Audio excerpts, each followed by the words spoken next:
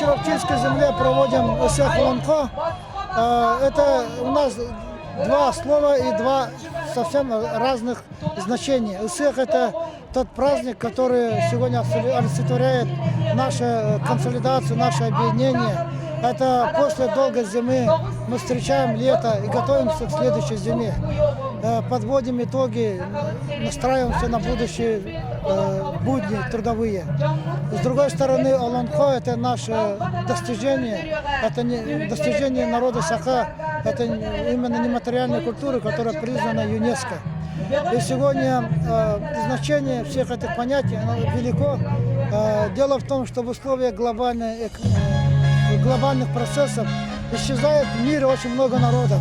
Исчезает по одной простой причине, что этих народов нету ни языков, ни культуры, ни традиций. Поэтому они ассимилируются и исчезают.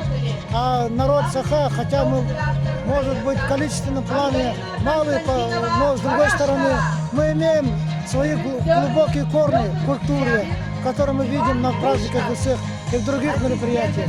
Мы сегодня через Олонхо познаем, насколько богат наш язык. Мы сегодня через другие виды деятельности, которые мы сохранили за все эти годы, за все эти века, то мы этим подтверждаем свою значимость, свою особенность, свою роль в мировом развитии.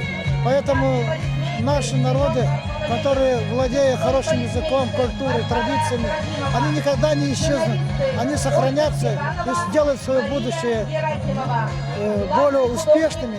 И, конечно, это все создаст условия в целом развития.